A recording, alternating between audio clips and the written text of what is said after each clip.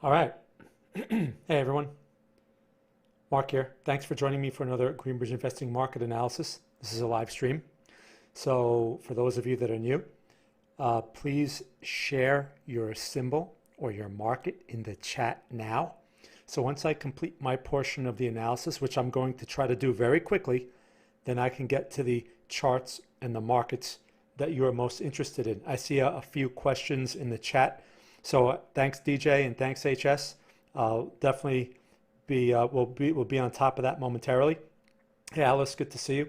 So again, real quick, if you're new to the channel, please make sure you register for the YouTube channel here. So every time I do one of these live streams or when we stream Talking Markets, you'll get an email notification. Also, please press the like button if you like the video that I've been doing. I've been getting a lot of great feedback. Well, of course, people have been making money from some of the ideas that we've been exploring here in this stream. Okay, so with that, let's get started.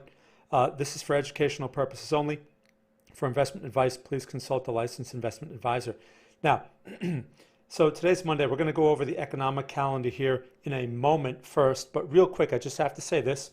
For those of you that are new to Greenbridge, okay, I just want to mention we have a couple of different packages here, and I want you to understand what it is that you're getting if you choose to explore one. You know, we have our free plan, which allows you to come to our free chat room and ask questions. We may not answer them like right away, but we will get to them. And also you get Trade of the Week, the Trade of the Week email, which we send out by Wednesday after the Talking Market show.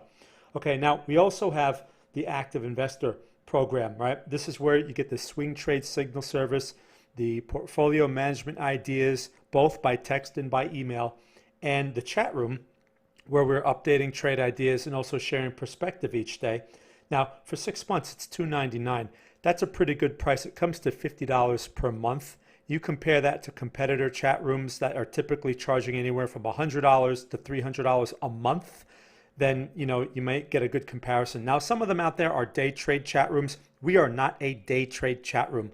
Although we look for trades every day to see if we can find a swing trade, some days it's just not worth the risk. So I have to say the biggest obstacle to what we do is patience. I put that in the chat room earlier. So just keep that in mind. That's why it really pays to be with us for more than a couple of months. You can ask our longtime members. We have a long list of longtime members that have benefited from our strategy because they gave us a chance and they gave it time. Now we have Dave's chat room as well. It's the same idea, except Dave focuses just on stocks. He has a very unique strategy. It's very specific to stocks. So if you're interested in that, you have that. Now we also have the yearly, which yearly comes to $33.25 per month. So it's a hard price to beat. Okay, we have a 7-day free trial. So if you're interested, come sign up, check it out. Your 7-day trial begins right away. You can get a sense of what our signals are like. And if you don't want to do the trial and you're not sure about the whole thing, just take our trade of the week. Okay, you can paper trade it. You can try it out for real if you have enough experience or whatever, and you can get a good idea of how our swing trade strategy works. Anyway, our portfolio and inventory, it's a little different.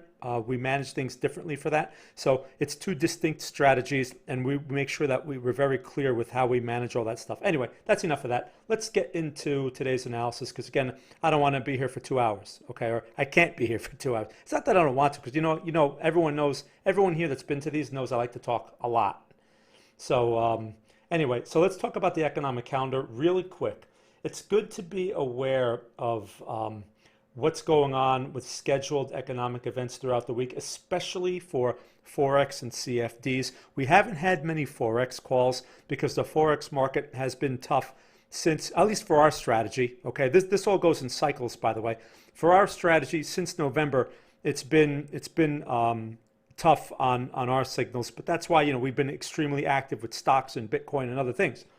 Forex will come back. So anyway, we have to just keep an eye on what's going on.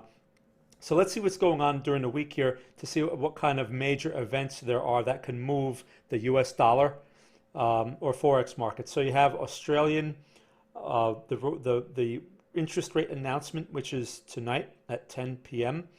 All right, again, that can affect the Aussie pair, but that's not a huge market mover. We have European GDP, not a big market mover. New Zealand unemployment rate, not a big market mover.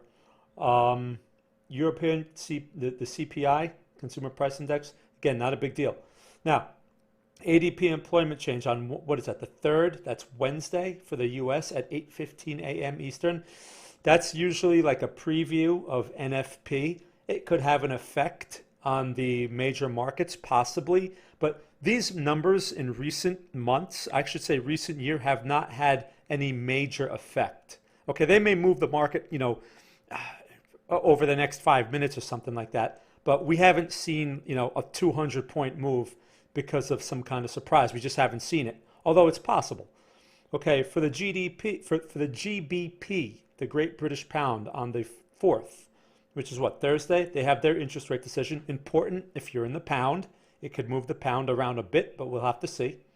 Okay, then they have their vote or whatever, MPC vote, okay? Their monetary policy report. Again, none of these things are heavy movers here. Now, then they have their speech, right? Their banker speech. Now, here's the thing, right? So Australia, they're having their monetary policy statement, okay? Canadian unemployment rate, that's on the 5th. Again, these aren't big market movers. All right, and then on Friday the 5th at 8:30 a.m., we have U.S. non-farm payrolls. Now, keep something in mind.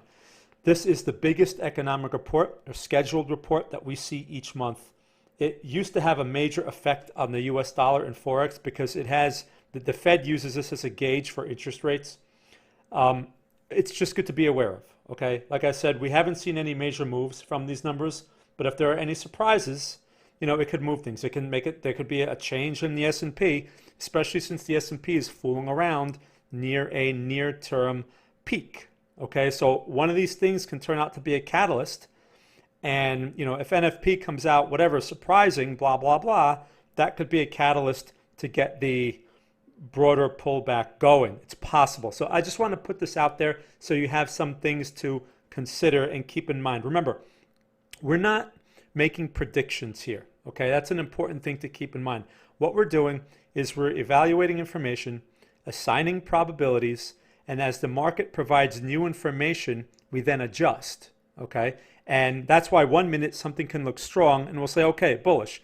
And then something will change and we'll say, okay, not bullish. Okay, and you have to have that kind of flexibility. You cannot be married to opinions. All right, a lot of people like to get married to opinions. Oh, this thing's going to go higher and it can't go lower and blah, blah, blah. But well, things change. And right now in this environment, things change fast. Okay, so let's get into Bitcoin. I'm going to get to your questions here in the chat momentarily. I just want to run through Bitcoin. I want to run through the stock market real quick. I want to run through gold and maybe a stock or two. I want to try to keep that within maybe 15 minutes, 10 minutes or something like that. And then I'm going to get to your questions. So thank you, everyone. Hey, DJ, good to see you. And Alice, Gabriel. So I will get to you, Isaac. And yeah. So thanks. Anyone else, if you have questions, please share them in the chat and I will get to them. Okay, so let's begin with Bitcoin. Now, Bitcoin has been a little tricky, right? We've been in this consolidation here since the 42K peak. I've been talking about it. I said this is the likely next type of move for Bitcoin. Why? Because it's a wave 4, okay? After wave 3, once wave 3 completes, you get a wave 4.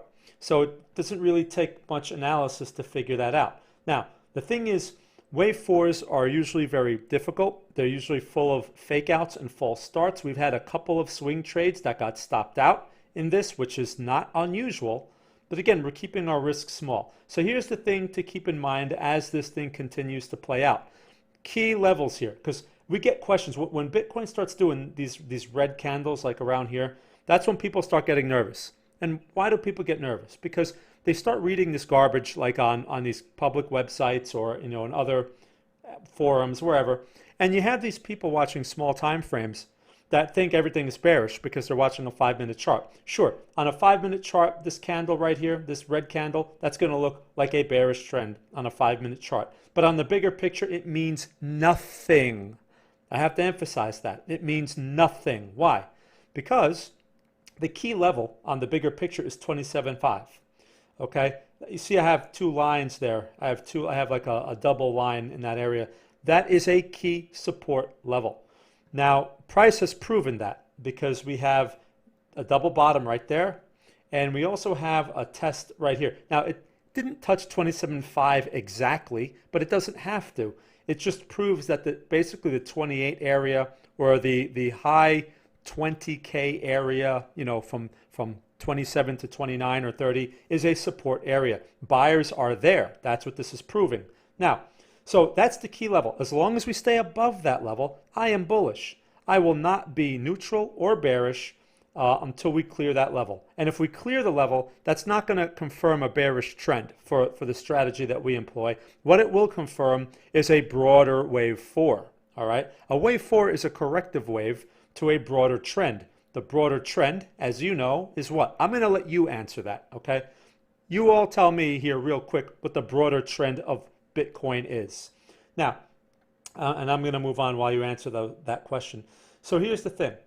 So we have that level staying in place. Since that level, I want to point this out. Okay. Since that level, we've had this initial push. Okay. Now, here, I'm going to erase some of these boxes here so it doesn't look all confusing. Let me just erase some boxes here real quick. All right, so I want to point this out. Right, Gabriel says bullish. Right, I hope everyone agrees with Gabriel because it's bullish. All right, I mean I don't even have to say it because it's that obvious. Now, we had this move, right, bullish.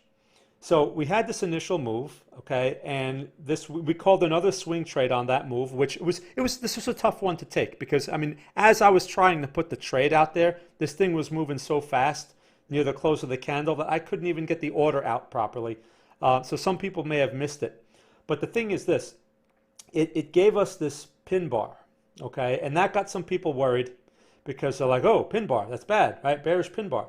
And I even someone said to me, maybe we should close out the position and blah, blah, blah, blah, blah. No, I'm not going to get faked out by noise. I'm not going to overreact. There's no reason to. The market hasn't really done anything. Just because we get sell signals, which is what this is right here, doesn't mean that we're in a trend reversal. Okay, that's what you need to keep in mind. Sell signals, as I wrote in my analysis yesterday on TradingView, carry less weight in this environment because the broader trend, as you all know, is bullish.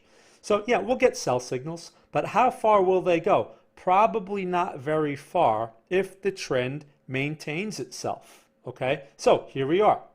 We have this green candle right now developing, not surprising, and this initial push that we had, you know, from that 28K low, whatever that is, to the 38K high, whatever that is. Okay, it doesn't have to be exact. That's the initial push of a likely wave 5. Wave 5 comes after wave 4. Wave 5 is often an impulse wave. Okay, waves 1, 3, and 5 are impulse waves or trend type of waves. Waves 2 and waves 4 are corrective waves. I didn't make this up. This is Elliott wave theory. So if this is the initial wave, wave 1 of 5, okay, wave 5 of what? 3. We're still in a gigantic wave 3. So we're in possibly a wave 2 right now, okay, 2 of 5, which means if 3 of 5 unfolds from this point, which can happen, you know, next couple of days, we're looking at a dramatic move higher. That's what the roadmap says. Now, typically wave 3s are very dramatic. As you know, those of you that are familiar with Elliott wave, they're very dramatic and they're very aggressive type of impulse waves. So if we get that follow through, in theory, we should take out 40K and we should test 42K, the previous high. And if it's truly a wave 5, it should confirm by taking out 42K. Now, of course, you know, we're still in this and it may give another buy signal on today's candle. If this closes this way and we take out the high, that would actually be another buy signal. I may send that out as an alternate trade for those that missed the initial trade. But for those of you that take these trades, just keep in mind, you know, we put a stop in place, right? We have our targets. And if you can't take the risk implied by the stop, now these trades are typically 1%, right? We keep them. So that means if it goes to the stop, you're losing 1% of your capital. We keep it that way purposely. We don't take outsized risks. You can't make money in the long run that way. So, you know, so if you have a smaller account, you're going to say 1%. That means I can only risk like $50. Well, that's what your account, that's the proportion of your account. People get wiped out because they take risks that are not proportional to their account. Anyway, so my point is, we set a stop, okay, and we have targets. The best thing to usually do in these situations is let the market determine the outcome of the trade. If you can't take that risk, or you can't afford the risk implied by that stop, you should not take the trade, even if the trade works out, because there's no guarantee that the trade will work out. You have to be willing to take that risk. This game is all about risk, not reward. Everyone wants reward. I understand. That's why we're all here. But if you can't address the risk, you cannot win. Okay? So that's why there are times when we won't take trades, even though the market may be going the way we thought. It's not about being right or wrong. It's about managing risk. Okay? And those that have been with us a while, like DJ and Alice and there's so many other names that they don't even come to mind. I mean, we have Bella, we have Urzo, we have, there's so many people. They learned all this, from us. And now DJ had, we were just talking about AMC in the chat room. That was a trade he called, and he made 12 times his money, 12 and a half times his money on that trade. He called the trade. Okay, so he told us that before he came to us, his behavior and his the way he managed his risk and stuff in the market was different. So he learned a lot from us.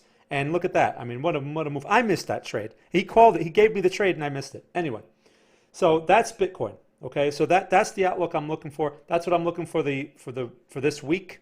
That's what I'm looking for to unfold. Now, again, things can change, but that's where everything is setting up. The risk, by the way, on the alternate trade will be defined probably by this low right here, which is 32, basically the 32.2 area. So of course I'm going to give that a little room. So you figure maybe 30, 31 something, maybe like 31,850 or something. I'm going to give that room, okay? Because this thing can be noisy. Anyway, that's the idea. So we'll see if I send that out. If you missed our original trade, you may have an opportunity to take the alternate trade. All right. Now let's talk about. I see we're going to have some altcoins in here and stuff that people are asking about, and we're going to get to them. So. I just want to point out real quick Litecoin. Now look, Litecoin, and you may see other altcoins that look similar to this, okay? It's following Bitcoin. Nothing has really changed. Look, same initial wave as Bitcoin, okay?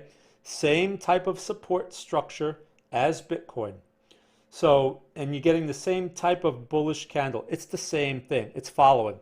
So if you prefer to take Litecoin instead of Bitcoin, you can use that, but you have to adjust obviously to the Litecoin prices. And if I don't send a Litecoin trade out, you need to be able to set your risk and set your targets, okay, on something like that. But Bitcoin is the leader. All right, I just want to point that out. So these things do not trade on their own, most of them. Now here's another one, like ETHUSDT. I sent this trade out a couple of weeks ago. Based on this breakout situation right here. And as you can see, it's not been doing that great, but it hasn't stopped out yet either. Okay, the stop's at 14. As you can see, it's hesitating. So this is why now some people, I gave people a choice when it gave us the sell signal here. I said, listen, it's up to you. If you want to reduce your risk because you don't want to take the full stop at 14, that's your chance to do it. Take the small loss. Okay, but otherwise you stay in it and you let the market determine. So far, it hasn't taken out 14. And Bitcoin is trying to turn around. If Bitcoin starts to push that wave 5, I'm expecting this to at least test the high. Okay, so just a couple of things there. Now, let me move on to the stock market because I want to get to your questions. My goal for these streams is to try to spend more time on your questions, okay, and less time on this stuff. So look at this. All right, this is the Nasdaq. I mean, look at this outside bar. Man, what's this thing at? It's at 13,265.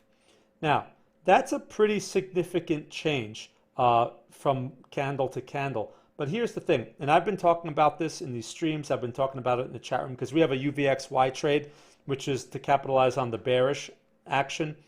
And there's a level here at this 12.7 area. And this level has been pretty solid, okay? And today's candle just confirms that even further. That is some outside bar. But if you look at, you question like why, and I'm sure that the news out there is saying all kinds of great things and blah, blah, blah. But Google, okay, if you take out, look at Google. Look at that, right? Look at Amazon. Look at Amazon. I mean, where do you think this rally is coming from? Look at this. Look at Amazon. What about Apple? Let's see. How's Apple? Oh, okay, Apple, not so much. What about what's it? NVDA. Okay, we all know Nvidia, right? Not exactly as Google and Amazon, but you get the idea. What's the other one? Facebook.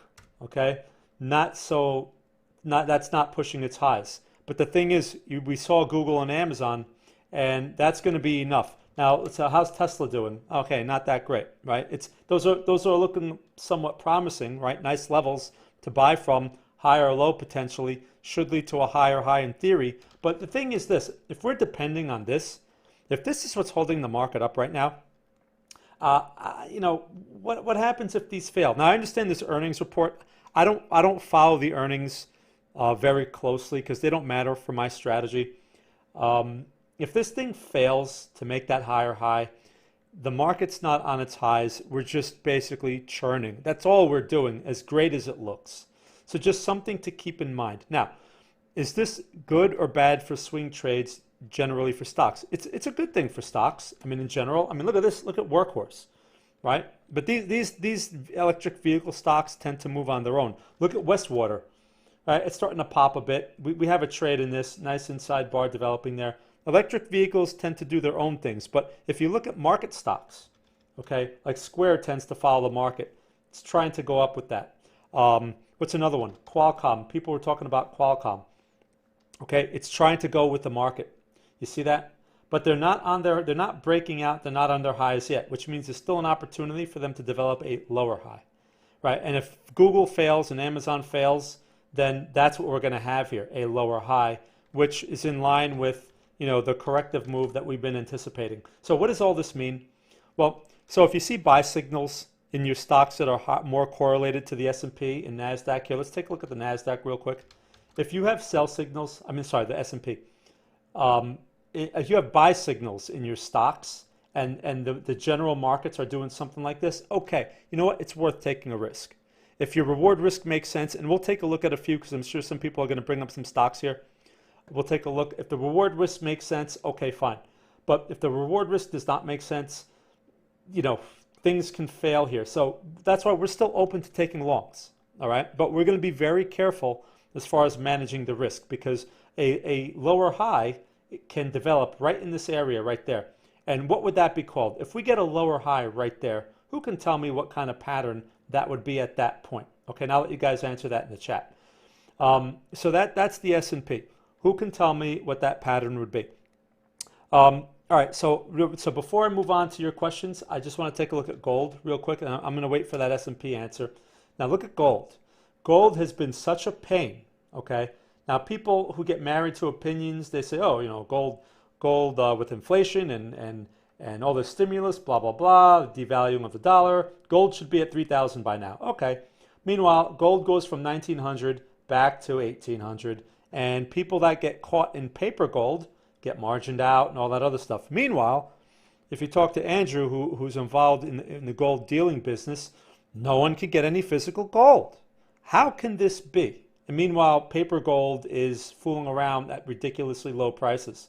Well, that's because they manipulate paper gold, right? It's very easily manipulated. So, but that's okay, fine. Conspiracy theories aside, it doesn't matter. We're long gold. We've been long gold with our inventory. I've been telling people you can buy your gold mining stocks in these situations, and even on a day like today, you can still pick up, you know, some shares of Wheaton Precious Metals, WPM, all of them, Barrick Gold, Newmont Mining, NEM, all those, okay? The previous week, there were plenty of opportunities. Now, we can't send out trades. We can't send out portfolio ideas for all these all the time because we're still managing our portfolio. You do have to take some discretion on these. So here's what I say. If you want to pick up some gold or a gold mining stock, you must have a target allocation. First, you have to decide how much you want to invest. How much exposure do you want in gold? So let's say you say, okay, I want to have $5,000 I want to invest in gold. Okay, $5,000. Now, you could split up that $5,000 across a few different stocks. Now, Wheaton Precious Metals is a $40 stock. Okay, it's over $40. So if you buy 100 shares of WPM, you're looking at $4,000, right? Which means, and if you're only willing to invest in 5, do you want to invest all 4,000, and only have 1,000 left out of your 5,000 allocation? Probably not. So you're not going to buy 100 shares. Okay, so your target allocation is going to be more like maybe 30 shares. Okay, and then maybe you split up another 30 shares of another stock and another 30 shares of another stock. Once you figure that target allocation, now you can start buying. Okay, but you're not going to buy 30 shares for all stocks at the same price. You're going to buy 5 shares. Okay, so you could have bought 5 shares a few days ago at $38, something like that. Another 5 shares at $40, another 5 shares today. That's 15 out of the 30 shares, right? So you have 15 more shares to buy. Perhaps you buy another 5 shares on the breakout, or maybe you want to buy 10 shares. Thing is, you're averaging in, and your risk is controlled by your size. So where do you place a stop? You don't have to place a stop if you're controlled by your size. Now, if wheat and precious metals, if gold pulls back, okay, and the mining stocks suffer, hopefully you haven't allocated all of your money and you can buy at lower prices. Is gold going to go back to 1,200? In this environment, it's hard to believe. But in case something like that occurs, right? Who knows? The Federal Reserve can surprise everyone and say, hey, everyone, we're going to raise interest rates. Okay, something like that would be bearish for gold. If something like that occurs, you don't keep buying more of the stock. Okay, you hold off, wait for stability, or perhaps you have to start unloading at an average price and taking an average loss, rather than I just invested $5,000 and it's only worth $1,000 now because I bought it all at one price. Okay, does that make sense? So I wanted to point that out about gold. The thing is, there's a higher low in place, and it's been a little hesitant. It's been a little, it's been a little cumbersome. But look at this, right? This, if it takes out this high right here, which is what is this high? This is 1875. That will be a higher high. Now, gold has been in a broad consolidation since the August peak, but I think testing the 1900 area is definitely within reason over the next, month. So, into the 1900s, and that would be a great spot to, take some profits. But then when this range breaks out, we're likely to see 2000. Okay, so something to keep in mind. That's why these aren't bad prices to be building inventory. Now, if gold is pushing 2,000 or 2,500 or something crazy like that, then I'm going to be telling you to take profits, not to add more. You see, that's when you unload your inventory onto people who are willing to take risk at ridiculous prices, or I should say, not ridiculous, but higher risk prices. Okay, all right. So that's enough on my part. Let's see how long I've been talking, because I talk too much. Okay, I'm not too bad. So let's spend the next half hour on the questions in the chat here. Okay. And by the way, if you're new to Greenbridge, please make sure to check out greenbridgeinvesting.com. We have the 7-day free trial and the swing trade signal service. Check that out. We have the free chat room. Also, please register for the channel here so that you can get email notification from YouTube when I stream. And please press the like button. Let me know that you like the video. All right, cool. Now, let's get into the next thing here. Let's see what you want to see in the chat. DJ, no problem. GMM. Okay, so I'm going to try typing this thing in here. GMM, this is on the Indian exchange. So PFAUDLER. DJ is in India, by the way. Let's see, I don't think I have the right one here. Let's see. Oh, here it is on, okay, there we go. DJ is visiting India, and it's like 3 a.m. over there. So I know we've had some people from India come in here, and I have to give you a lot of credit. Listening to me at 3 a.m. Definitely probably not something I would do. Okay, so DJ's question is, okay, so we want to look at the chart. Well, here's the thing. So first thing I'm looking for is trend, okay? I mean, trend has been generally bullish up until October, right? Obviously, they had some negative news or something, gapped lower. And since that lower gap, this thing has developed what looks to me like a lower high. It's pretty much holding that resistance, and we have a support right here at 32.46 rupees. Yeah, it's in rupees. So in this situation, you do have the potential double bottom developing, but I would wait on this one. I would wait because, for one, today's price action is not exactly bullish. Okay, it's red. and you could probably get better levels if this thing can pull slightly back a little further. So I would be more interested in something like this, at least to give it a chance, around that 33.46 area, something like that, and get the reversal, kind of like what you had back here. You know, you had this pin bar situation back here. It's at least worth a try. But here's the problem. It needs to clear that resistance. And if it doesn't, okay, if it does not take out this resistance, then you're stuck in that range. And if that range holds for too long, then it establishes itself as a lower high, which means price can go lower. So just something to keep in mind there. So, you know, the reward risk makes most sense at that range low. And if you get some, it needs to take out that resistance. Otherwise, you know, you should obviously lock in something if you get that opportunity, whether it's the middle of the range or the high of the range, but watch for the failure, okay? If it fails, then you need to do something there, okay? Now you have this gap. Gaps typically act as support or resistance levels, and in this case, you're looking at a resistance. So just those are levels to keep in mind where it probably makes sense to take profits or reduce risk if you're in from the lower prices. If this thing clears that support, that's not a good sign. Okay, if it takes out, what is this level here? 33.50. If it takes that out, that would be a lower low, especially if it doesn't recover right away. If it does not give you a failed low, makes the lower low, that means you're in a bearish trend, you know, likely bearish trend. So that's where I would hold off. If you're in anything, take your losses and wait for stability to return or something. Okay, so that's that one. HSCL. Let's see. So on the NSE, here, let me pull that up here. Hold on a second. HSCL. See, these streams are great when people bring up these stocks that, you know, normally we may not look at or that may not be on our radars. I mean, that's where AMC came from, right? DJ called AMC over a month or about a month ago, and it was at $3, okay, and it went to $20 in just a few weeks, thanks to the whole pumping the pumping drama that we saw like a week ago. Now, you know, we didn't know about the pumping drama. It was just a cheap stock with cheap option premiums at a good price, okay, but we've spotted it here, you know, thanks to DJ. So Himadri, let's take a look here. Let's first look at the trend, okay, the overall trend. So this would be more range bound. I mean, going back to that April low, that was kind of bearish, right? It was pushing those lows. Since then, it's gone into this range, okay? And you have a couple of range levels there.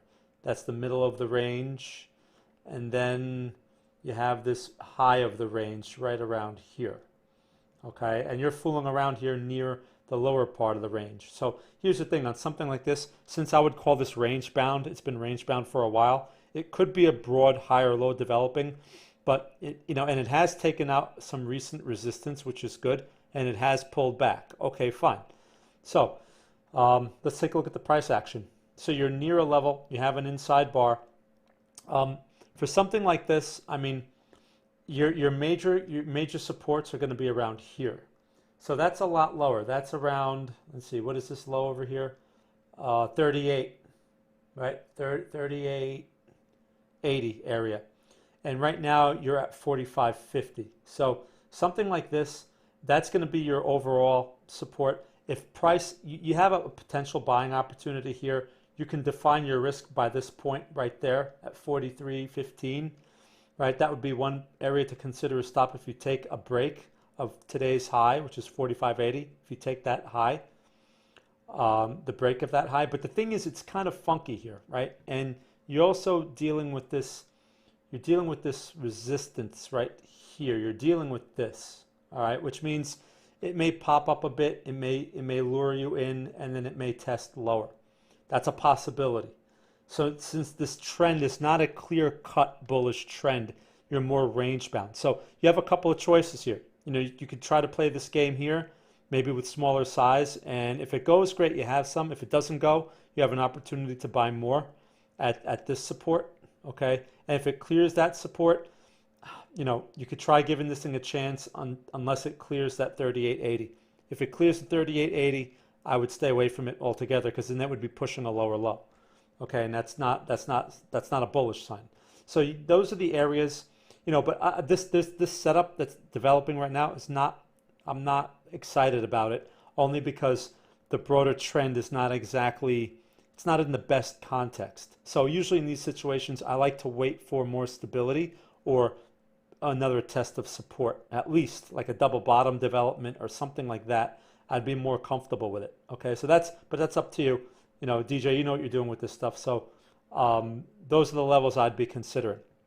Okay, so thanks for bringing that up. And no problem, no problem. I'm glad. You know, these videos have been very valuable to a lot of people. People have been making money, you know, and that's all that matters. Hey, HS. Okay, so XRP and VET. Sure, let's take a look. XRP, USD. I spelled that wrong. I can't type today. XRP, USD. So look at this, right? So we've been telling people to basically stay away from this, and then look what happens. So you get these wild movements, right, for whatever reason. Now, we've been talking about when it comes to these. Now, XRP had that negative news not too long ago, and it tested that low and this and that. These basically are lottery tickets, okay? Now, people have asked about XRP around this area, and I remember mentioning it is developing a higher low, but, you know, will it go? The chart is not exactly going to help you. So if you want to use the structure to measure risk, because for these, I'm not swing trading. You know, for these, I'm basically looking at it from the investment perspective. It's like, okay, I'm going to invest, you know, $100 or something that I don't mind losing if it goes to zero. And if at some point I get some ridiculous pop, great, that's my lottery ticket and I'm going to sell it. So I'm going to rely on charts less. You had the higher low here, and then you had the spike, okay? The froth, I like to call these froth spikes because, you know, everyone piles in for whatever reason. There could be some news, whatever it is, and everyone starts chasing it, right? Now, when you get caught at the top, this is what happens when you chase. You buy into this candle right here. You're like, oh, this thing's at 75 cents. It's going to $1. And I just read somewhere that this guy said it's going to $1, and I just bought it at 74 cents. Yeah, great. Top ticked at 75 cents, and now it's at 41 cents. That is what happens often when you chase. But when people make money, sometimes they'll make money in these situations, reinforces ineffective behavior, and eventually you're going to get caught in this. And any money that you made with your bad habits, you're going to give back in this. Now, so to answer HS's question, where are we now with this thing? Well, you have this pullback, okay, ugly candle, very ugly candle. Not a good thing to see if you are long, especially from higher prices. So this, for one, needs to settle if you're going to get involved in it. From an investment standpoint, because again, I wouldn't bother swing trading this. From an investment standpoint, I'm only interested in attractive levels, okay, supports. Where would those be right now? Well, I would say right there at, what is that, 32 cents? So anywhere between 32 cents and basically 22 cents, if price can retest that area and stabilize. What do I mean by stabilize? It does one of these things right here. See that range?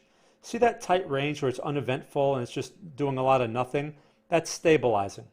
So if it can pull back into that 10-cent range, 32 to 22, and it stabilizes, and you want to put on some, you want to buy $100 worth of something as a lottery ticket investment, okay, fine.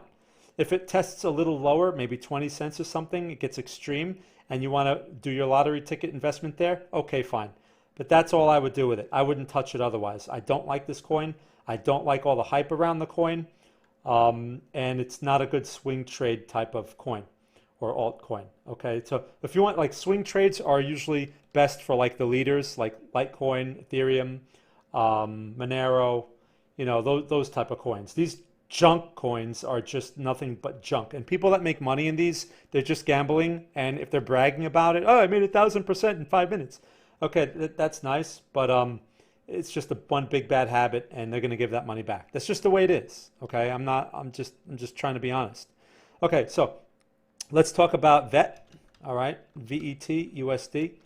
So let's talk about this one. Now this one has been pretty good structurally. All right, you have that bullish trend developing. Now this thing has also been trying to follow Bitcoin. Okay, all good signs. I like that. Now, we have this price action right here. So we know that the trend is bullish. Let's talk about support and resistance. You have a support right there at, what is that, 2 cents? 0.024, I think that is, right? Yeah, 0.024. So basically about 2.5 cents, something like that. That's your support. You have resistance right there at around 3. Yeah, about almost 3.5 cents. Okay, almost. So in this situation, since you have a series of higher lows, I'd be anticipating a higher high. Of course, Bitcoin will probably have to lead the way. Now, is it possible for everyone to pile in and this thing to do its own thing? It's possible, but it hasn't proven it yet. So I like to look for the relative strength relationship first, and that's how I evaluate these things. So is this one a swing trade candidate? Well, because of the structure, I would be more open to a swing trade, but most of these coins, like I said, are best for investments, right, or long term. So you don't have to get all tied up with the chart. As of right now, I would say that this is buy signal. You have a buy signal here because you have an outside bar, a green outside bar, basically. It took out yesterday's high of 20, almost 28 cents. It took out that high. So a buy signal is in effect. You just need follow through. So if you were going to place a swing trade on something like this, your risk has to be defined by the 0.242 area. So basically, you give it a little room. So you figure 2.25 cents, right? 2.25, something 0.225, something like that is where your stop would have to be. Or maybe you want to be a little wider with it and maybe 2 cents even, something like that. And you have to hope basically that this thing can follow through. But these coins could be a pain, as you know. But structurally, I like it. I like it bullish. And I would be anticipating the higher high if we get leadership from Bitcoin. Okay, so thank you for bringing that one up. And hey, great position for your brother there. He should send me a tip or something, HS. Anyway, okay. So Alice, hey, good to see you. Gabriel, all right. So what would you say is good ETH to BTC ratio? Okay, Gabriel. So I'm not sure what you mean by that. If you mean Ethereum to BC, if you're talking about the cross pair, I'm not sure if you're talking about this. When you say ETH to BTC ratio, I mean, right now what this is saying is that Ethereum is acting stronger relative to Bitcoin. But you have to understand these things will act like Forex pairs when you pair them up like this. So if one moves, they could both be moving in the same direction, but if one moves faster than the other, okay, like you have the base pair, which is BTC, right? And then you have the cross pair, okay? So, no, I'm sorry, the base is the first one, ETH, the cross would be BTC, right? So if the base pair is moving faster than what it's crossed with, the chart will go higher. Just like if you're like in euro against pound, for example. The euro and the pound against the dollar may be going higher at the same time, but if the euro is going up faster than the euro pound chart will be a bullish chart. But if the pound is going higher faster than the euro, the chart will be bearish, even though they're both going higher against the dollar. Okay, so it's just something to keep in mind. That could be very confusing. That's why I don't really like cross pairs like that. But I know a lot of people will buy Ethereum in terms of Bitcoin, right? So, I mean, this chart is bullish. I just don't like taking signals from it because they're not reliable at all. I prefer the dollar, straight up to the dollar. After the fact, you could look and say, oh, but this worked here, that worked there, right? But if there's changes against the dollar, the signal just completely goes away. It just doesn't work, right? So, but this structure is bullish. So I would say right now, Ethereum, based on this, is going higher, faster than Bitcoin. Oh, Gabriel, no, I'm talking about inventory. Oh, inventory. Okay, well, as far as inventory goes, I mean, that's probably a better question for Andrew. But I mean, I prefer more Bitcoin. I prefer a greater ratio of Bitcoin to Ethereum, only because, Bitcoin is still the leader and Bitcoin is poised to go much higher. Ethereum, let's take a look at an Ethereum chart real quick. So Ethereum, the thing with Ethereum is, for one, I've never been a huge fan of it. Okay, for one, and this look, it's not like it's a bad coin or anything. It's pretty much the leader in what it does and this and that, whatever. But it's consolidating here, and it's likely to, if it fails, like if Bitcoin just has like continues to consolidate, this thing is just going to lure everyone in again and blah blah blah. So at these prices, I would not be weighted more Ethereum. I'd be weighted more Bitcoin at these prices. If I'm going to be weighted more Ethereum in my inventory, I want good prices. Okay, I want really good prices, and I don't want to take so much risk. So really good prices is like in the 894 area, which is just not there right now. So, you know, will it get there? I don't know. But if it does, that's where I'm more interested in that type of situation. Okay, so I hope that answers your question. Thanks for clarifying. Okay, so let's see. Hey, Isaac. Okay, considering that one's attitude to risk is a bit punchy. If you're talking about Ethereum, yeah, I think Ethereum carries more risk just based on its location. You know, I know everyone gets all involved in the hype and they're going to make this and they're going to do that and they upgrade this and blah, blah, blah, blah, blah. Yeah, I know. But you know what? Bitcoin's still the leader, and it's all about supply and demand of the coin, and markets are irrational. So I do not apply any conventional logic. That's why I don't care about fundamentals. I'm very short-term oriented. And, you know, people sit there and, oh, well, I'm an economist, and, you know, oh, and I'm a developer, and I understand okay, that's nice. But prices are irrational, and prices don't care what you think, right? So that's it. I'm only interested in prices and locations of prices, because that reflects a lot of information that the experts don't even know. All right, anyway, so thanks for bringing that one up. Let me see what else we got here. Alice, looking at 2 projects with potential for a swing trade. Okay, $50 risk. Okay, no problem. So Reef. So see, look, Alice right away put in there $50 risk, which means he knows it's a lottery ticket, okay? He's not investing $5,000 into something like this. He's throwing in 50 bucks. If it works, great. If it doesn't work, he's out 50 bucks. Does he care? No, he doesn't care. So he's asking here for a swing trade. So now something like this, Alice, so if I have the right symbol here, ReefUSDT, looks like I have the right symbol on Binance. Entry at 0.023. And he's saying stop at 1663, which I'm guessing is 1663. So it's really tight. Okay.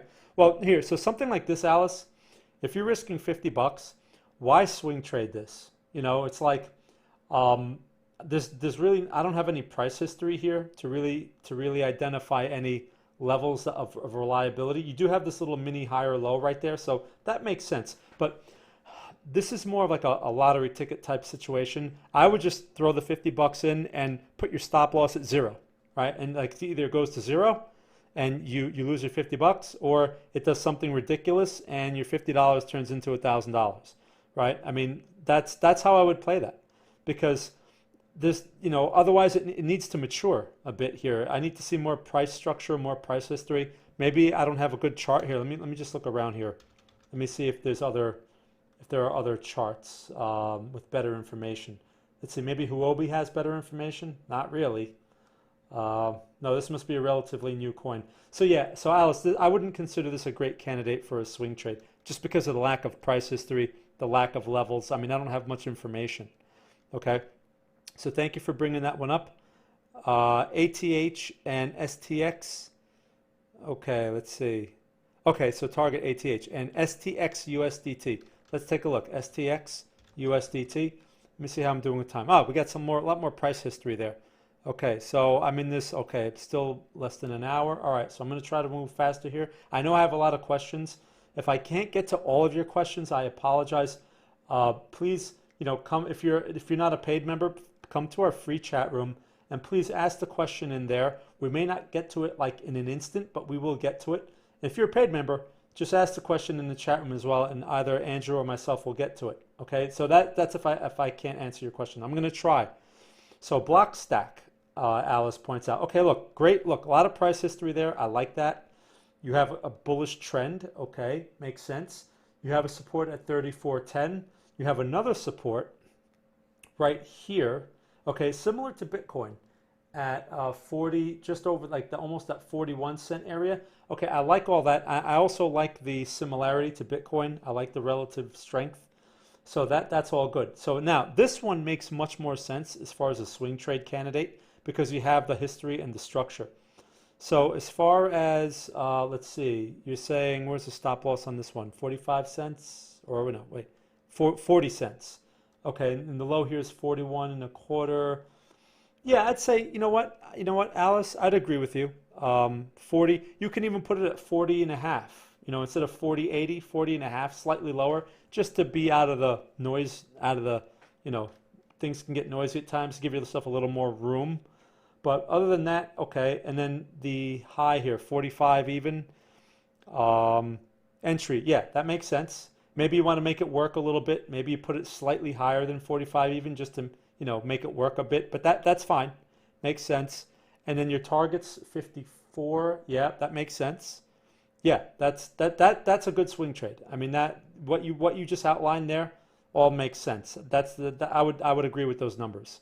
So thank you for sharing that. Now look at that. Alice, by the way, has been one of our longest members. Okay, besides Irina and Bella and I mean, there's so many names. And if I forget your name, I'm sorry.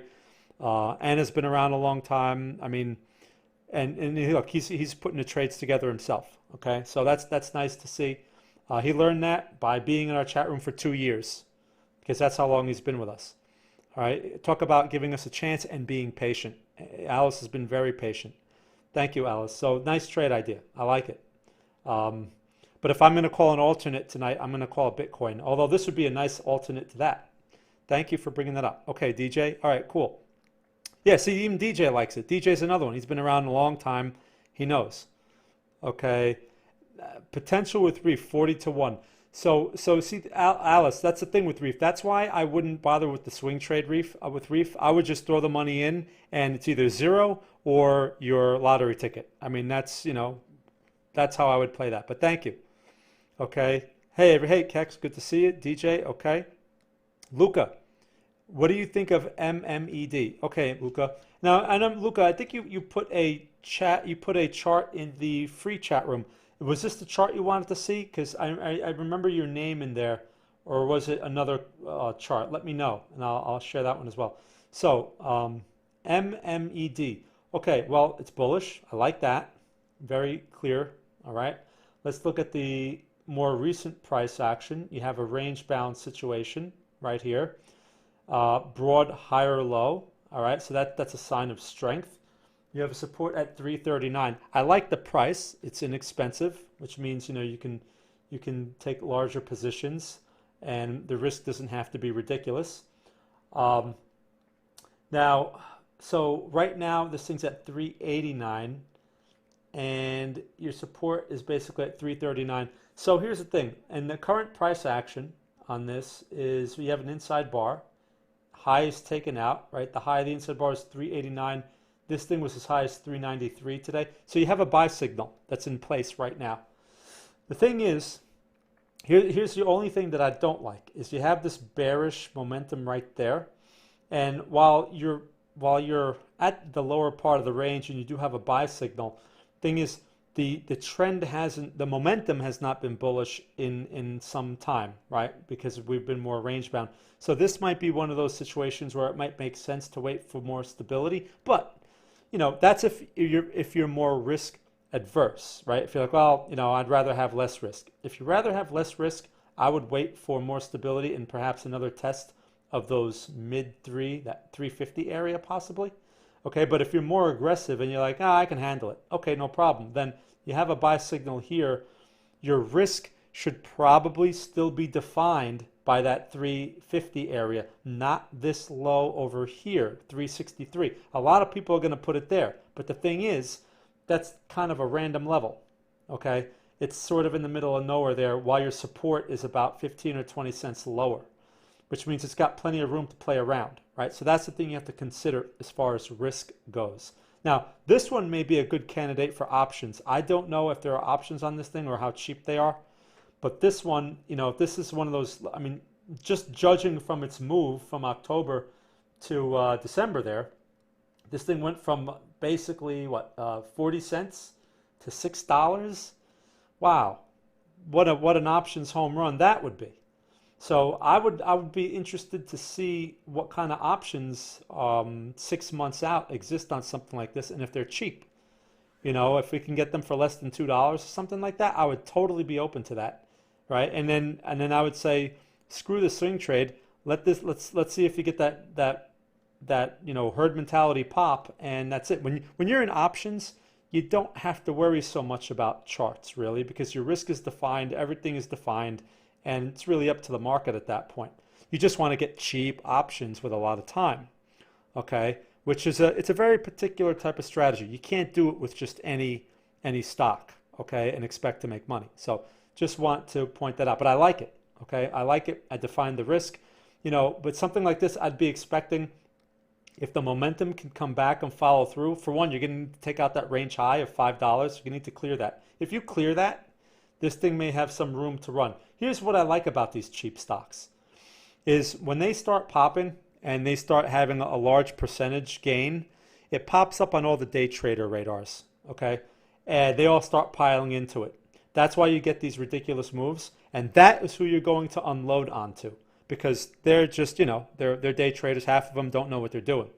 So you can unload onto them, but they provide the momentum, and that's what you need. So I do like that, okay? I do like that potential. So just something to keep in mind there. Thank you for bringing that one up. Definitely going to keep that on the radar. Okay, also, could you explain how to do price projections for swing trade targets? Okay, Luca, that's a good question. So Luca, there's a number of ways to do price projections. You could use the projection tool, the Fibonacci projection tool, which I don't want to spend a lot of time on that right now, because I don't want to, you know, I'll be talking here for a while. I'm trying to keep this in a certain time. I have done webinars. If you go to our webinar library, I have done webinars where I've talked about that, and I've explained it, you know, in more detail. But a simple way, okay, a simple way is when you have price history. All right, well, so there's two things. If you have price history, you just go back to old support and resistance levels, right? So let me pick, for example, like, let's just take a look at Bitcoin real quick, right?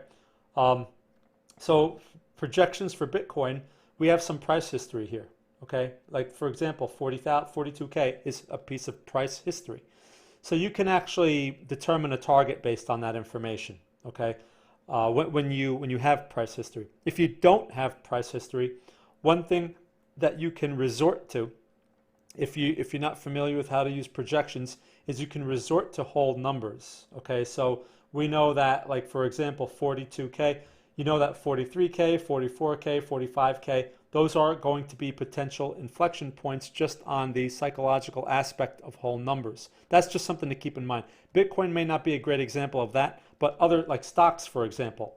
Like when stocks go, like here's Square, right? So if Square pushes 250, and every 10 points, 260, for example, would probably be an inflection point to consider.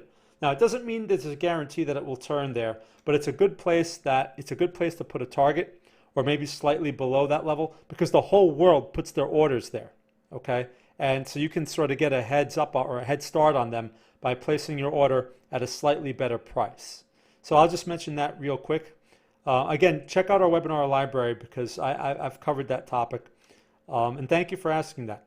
So, Kex, would be very interesting to hear your take on current silver squeeze. Do you think it might start longer term run up for SLV? So let's take a look at, so here's SLV. Look at that, right? Nice move.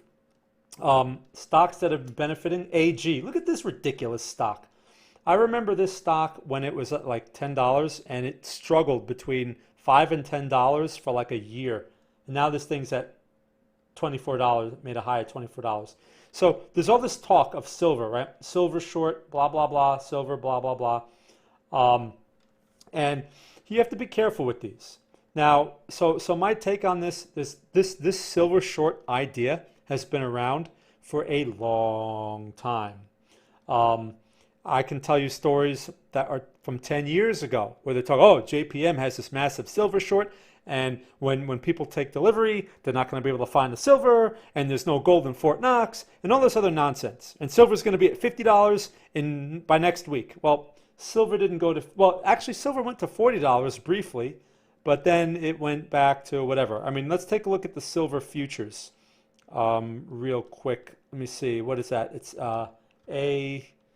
it's XAG USD, right? So look at this. Yeah, silver's at 29. So when it goes vertical like that, if you're not in it, don't chase it, number one. Okay? Don't chase it because these things get overhyped and it's a very emotional metal. But silver, just to keep in mind, right? With all this silver short, because the silver short hasn't changed, it's been around forever. All right. Meanwhile, at one point, back in April, silver was as low as $11 or $12. Okay. So just something to keep in mind there. Now, silver, if you're not in, just like gold, we talked about gold before. If you're not in from like these type of prices, when you had plenty of opportunity to get in at low risk prices, now is not the time to chase silver. Now is the time to distribute silver to all the people that are chasing it, thinking it's going to go to 100 because they're following all the conspiracy theory websites. Okay, just something to keep in mind. I would not touch it. Yes, you have a breakout. This is nice to see if you're in silver, but this is a place to distribute, not buy. Okay, so what do we do now? What if silver runs to 100? I mean, is it possible? Anything is possible, but you have to look at probabilities. These are rare situations and they're full of hype. So what I would wait for in this situation is look for support. Okay, old resistance is typically a new support, that 27.5 area. If silver fails and everyone gets caught at the top or whatever, and it pulls back to 27.5, 27.5, then there's your opportunity to start accumulating some silver. All right, now how you accumulate silver, you can do SLV, all right, which is the ETF.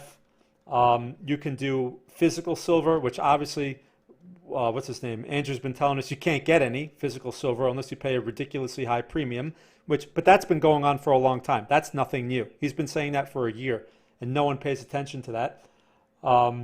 Or you can buy mining, okay, right? Like FCM or Freeport McMoran. Oh, actually, this one hasn't. No, that's not it. FCX. I'm sorry. Let me see. FCX. This is probably it's trying to pop. But they don't do just silver, but nice chart. Anyway, but AG is a mining company, and not only that, it's a short. I believe it's a short float, so it's going berserk, right? That's why it looks like this. So you need to wait for them to settle, and they will. Don't chase. That's all I'll say. Okay? Don't chase. Let it settle. There'll be plenty of opportunity to get back involved in something like this, and if not, there'll be other opportunities in other markets. Getting into like chasing these things, people that bought GameStop and made some money, right? I'm going to use GameStop as an example. People that bought this and made money, all they have done is reinforced bad habits. They're going to give back that money.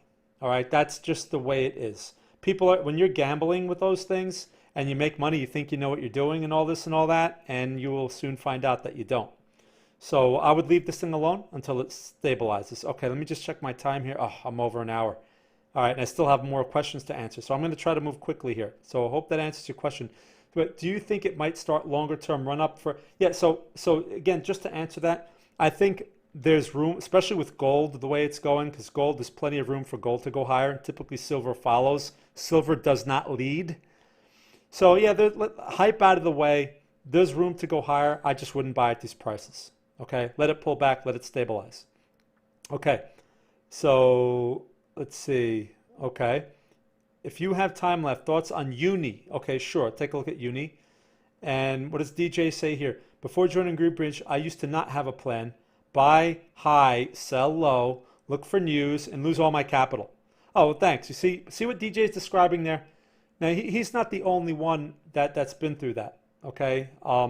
So I would say one of the greatest things he's learned, besides the plan, is really like the patience, because the plan forces you to have patience. The plan takes you out of the equation and takes emotions out of the equation. That is what the plan does. And the less you are involved, the less you second guess, the better. That's why when people say to me, well, should we do this? Should we do that? No, it's like I have a stop in place. Leave it up. Let the market do all the work. Let the market worry about it. I took my risk. It's up to the market. Now, if I see something very clear, I'm like, all right, I'll make an adjustment. But it takes a lot for me to do that. Okay, so let's take a look at Uniswap. ETHUSDT, I believe, is the ticker.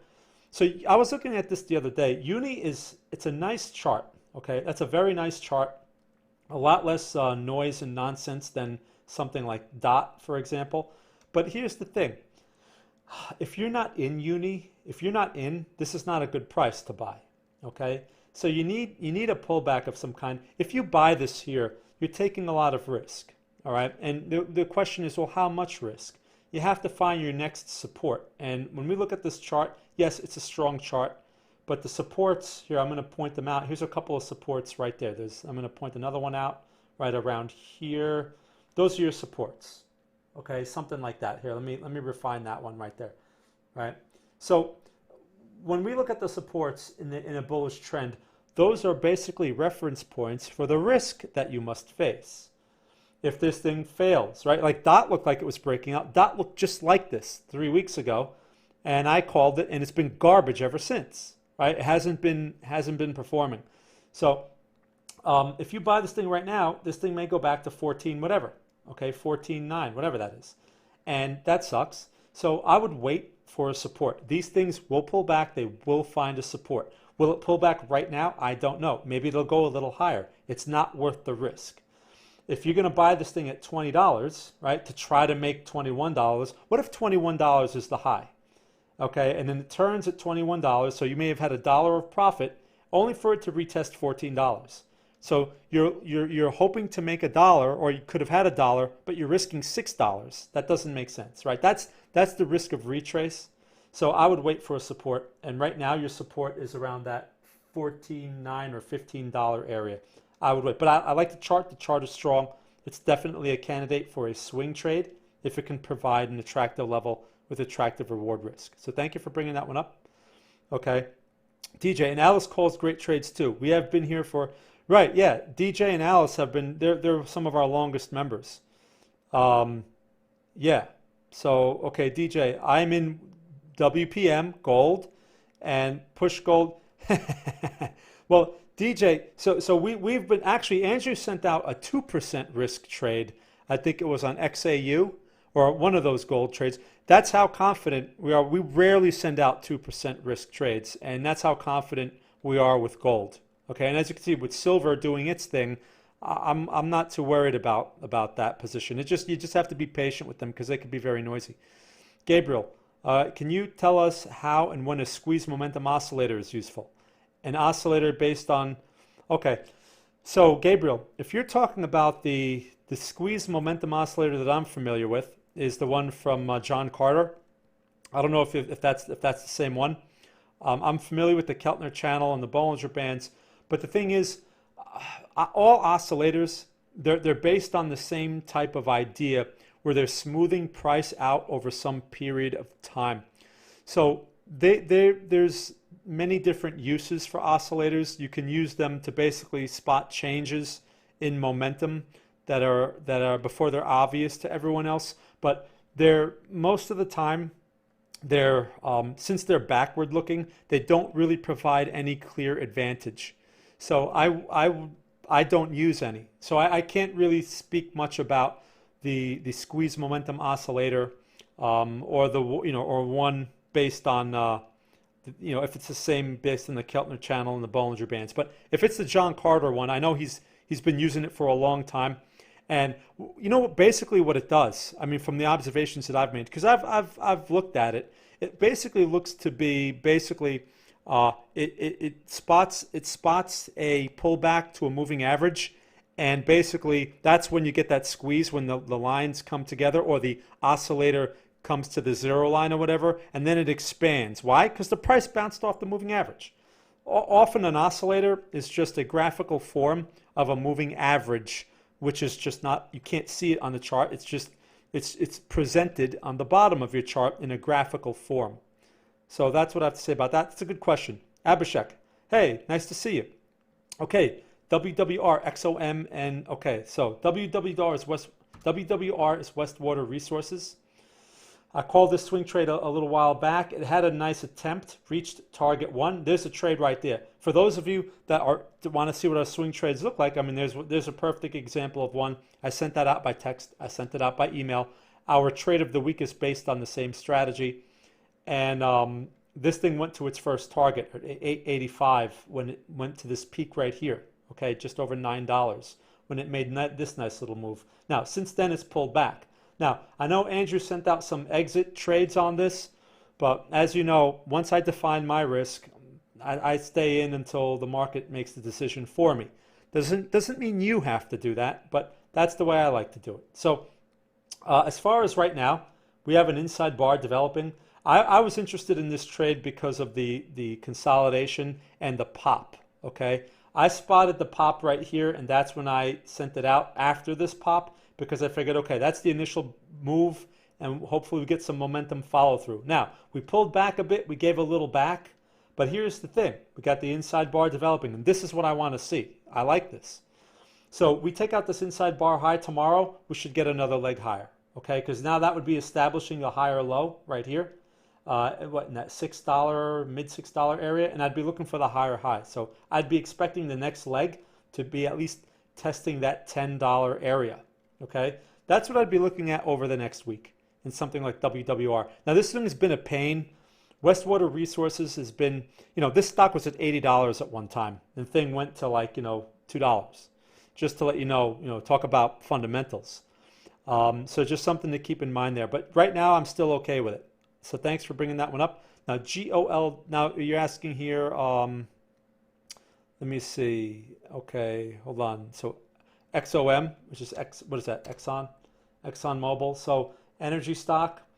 Look, recent trend has been bullish, right? Since November low. That's all good. You're still correcting that a bit here. That's fine. Pull back, no problem. In a broader bullish trend. And you have this right there. Okay, old support, old resistance, new support. What it does not have going for it right now are these current candles. It's been trying to get that next leg going, but it's hesitant. Okay, no problem. So I would not put on if you're not in this, I would not put on a new trade now. If you're in it, there's nothing to do. I mean, you just let this thing settle itself here. But you have an inside bar developing, and is the market closed? Yeah, the market's closed now. So tomorrow's high, 45.57. That if it takes out that high, that would be a new buy signal. And it has spent a few days in this area here, so that's somewhat stable, some stability off of a previous resistance, new support area, higher or low in the context of a broader bullish trend. I'd be anticipating the higher high, which can take this thing back into the low 50s, right? This thing's a little bit of a slower mover, so that could take a week or two, okay? Your risk at this point, if you're not in it, can be defined in the low 40s. What is that, 44.30? So I'd say 44 even, 43.50 would be a good place to define risk from. And I think the reward potential is definitely greater than 1 if you're looking at a test of the high. So that makes sense. I like it. Okay, and is that the coin? Let me see. You must be talking about the coin. So USD. Oh man. Okay, yeah, one of these. So I don't when I see this, I'll tell you right off the bat, when I see this vertical, I don't like that. Because why don't I like that? That's the herd mentality. Okay, so that means the whole world is after this thing, and I don't want to get caught up in their drama. So yes, you have an inside bar, 2 inside bars that have developed, but I prefer in this type of situation, I'd prefer it to settle more. Because since the whole world gets involved, they all try to buy this pullback, and if it doesn't work, they all bang it out, right? So I'd wait for some more stability is all that means. Now, if you're looking for a shorter term trade, if you're thinking longer term, then you could play the lottery ticket idea. You buy a small amount, $100 worth or something, and 0 is your stop. I mean, that's the lottery ticket. Either goes to 0 or this thing goes somewhere spectacular and you make some money, right? That's the only way to really play these, especially when you get the herd involved like this. So that's how I would consider that right now. I know that's not the most technical analysis of technical analysis, but this game is about risk. Okay, it's not, people think it's about, oh, I need to learn how to interpret a chart and I need to learn chart tools and blah, blah, blah. And the more tools, the better. No, this game is about risk. So, you're better off learning how to, you could become a better trader by learning how to play poker than learning how to read a chart. So here's the thing. That's the 2 ways to go about it. So if you're going to play the technical side and you want to be more of the swing trade on this, at least let it stabilize. Okay, and the price to look for would be this. What is this? was it 2.5 cent area, something like that. Look for price to stabilize there. Much better place to define risk. But like I said, most of the time these coins are you're better off just letting them do their thing and throw some money in and hope for the best. Okay. Remember, there's nothing conservative about these altcoins. They're highly speculative instruments, and it's very similar to penny stocks. Okay. It's not like even cannabis stocks have more to offer. All right, so let's see here. Okay, Sean, hey guys, no problem. All right, cool, nice to see you, Sean. Jay, hey, nice, no problem. Alice, okay, I'm just catching up on the chat here. This chat was, you guys typed this like an hour ago. Okay, let's see. Okay, 3D, QS. Yeah, so QS, okay, no problem. I'll see if QS, this is one I sent out. This one I got stopped out. I was just looking at this earlier today. I believe this activated right around here somewhere at 51.50, right? The buy stop was at 49.50, and this thing went to the stop. I mean, that happens, right? We had the consolidation developing and all that stuff, and it didn't work out, okay? But our stops are clearly defined. We don't get stuck in these things, right? And our risk is also 1%.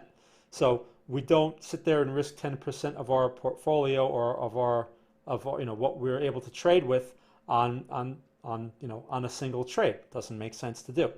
So anyway, as far as this one goes, I still like the location, and if this thing could show a better setup, I'd be willing to send another swing trade out on this, because the overall trend is still bullish. It's just getting a little, this is where people get shaken out. So, okay, no problem. We got knocked out of it. Our risk is controlled. If we get another buy signal in this area, that would be a failed low. I'd be into that. So, watching that one, okay, QS, still watching that one. So, thank you for bringing that one up. 3D. I believe that's one of those 3D printing situations, right? We had what was that one that we had? I can't think of the name right now. Was it PDLI? The one that we had? No, I can't think of it. Anyway, so the name will come to me, but that one was a big winner. So look, these 3D stocks have gone nuts. Bullish trend, nice. I would wait for a little bit more of a pullback on this though, because this thing is just kind of relentless here. You do have this bullish close, that's nice, but you're so close to this resistance up here. What was the high? 44.07, and you're closed at 38.92. So the question you have to ask in this situation is, what is your risk if you were to buy it on the break of tomorrow's high? Well, your risk is at 35.96, so you're about 35.50, and you're hoping that this thing can go to 44. So you're just about 1-to-1 in that situation, and you have to basically hope that it goes for the higher high. Now, is it positioned to go for the higher high? Yes, it is. So you can look at it that way, but in these situations, I'm more conservative. I prefer to see like a test of the support again around this level here. What is that? 33 area, right? 33, 34 area. I prefer to see that test, and I prefer to see like a failed low. That's what I like to see, those elongated consolidations rather than the quick, okay, it popped up, time to get back in, because it may be in a consolidation. So that's going to depend on how aggressive or conservative you are. Is this a buy signal? Well, yeah, it could be. Yeah, and your risk is clearly defined, and the trend is bullish. So you do have a buy signal in the context of a bullish trend. Theoretically, it should go for the higher high. Now, is this a market stock? I don't think it's very correlated to the stock market, so that may not have to be something you worry about. How did the Nasdaq close? 13,222. Okay, interesting. Strong close, but wow, what a candle. Okay, anyway, I'm talking too much here. I'm gonna have to, let's see how I'm doing with time. All right, guys, I'm gonna have to wrap this up. So I'm not gonna be able to answer everyone's questions. Let me just see. I got time for one more. GoGo and XL. Okay, so let me do GoGo. What is GoGo? Let's see here. All right. So you have a bullish trend. That's a nice pullback. I like to see that. You have an old resistance here into new support. You just don't, price action is not favorable here. What is that? Basically that $12 area, it closed at 12.21. So the $12 area is attractive. you just need a clear reversal, and you need a place to define your risk from. You have the level, you just don't have the price action. So I do like that as a long. That makes sense. The thing is, when you're facing this type of momentum, it's pretty sharp, it's pretty steep. You know, it needs to stabilize a bit because that momentum can continue into lower prices. That's why it's usually a bad idea to step in front of it. Okay. Okay, cool. I answered that. Let me see. I'm going to just try to get through I'm going to skip through some here to see if I could just answer one more. Laura, XRP. Oh, you know what? You know what, Laura? That's very possible with XRP. But the thing is, Laura, the pump and dump, if it occurred, well, yeah, it may have occurred earlier because that's definitely a pump and it definitely dumped. So perhaps you know your what information you had there was correct. I certainly wouldn't touch that now, but it's very possible. Okay, Gabriel. Okay, so I think I answered your question, Gabriel. All right. Yeah, yeah, right, DJ. We need like a cutoff button or something, you know, or like on those old TV shows, they would have like a cane, and when the guy was out there telling jokes and he you know people weren't laughing, the Gong Show, right? And then they'd pull him off with a cane. Okay, anyway, all right, so I'm going to have to wrap this up, you guys. I know I see some more questions here. I apologize. I can't answer them all, but here's what I would encourage you to do. Please go to our free chat room. Please ask the questions in there, and we will get to them. Or if you're a member, please ask the questions in our member room, and we'll get to them. I'm sorry, I just have to wrap this up. Let me just see here. NMRT, yeah. Okay, yeah, yeah. I gotta run. I just want to see. All right, yeah. So please, everyone, ask the questions in the chat room. Remember we were talking about? Yeah, DJ. I do remember that. What? Right. Okay, I didn't realize that. That's right. I remember DJ brought that up a while back. Okay, I just forgot the ticker. Okay. Yeah, Arno, I'm sorry. I got to wrap this up. I see your questions. I apologize. So again, please come to our free chat room. Arno and Luca and everyone else, Kamal, whoever I missed, please come to our free chat room. Ask the questions in there, and we'll have plenty of time to answer them. Otherwise, I do my stream again. You can come to the Talking Markets show tomorrow. You can ask your questions in there, from 4 p.m. Eastern time. We're going to do Talking Markets. Or on Thursday, I usually do the stream again. And if I don't answer your questions before then, you can ask again. Okay, so again, I apologize. Thank you again very much for your questions. And I will see you next time. Okay, thank you all very much for watching.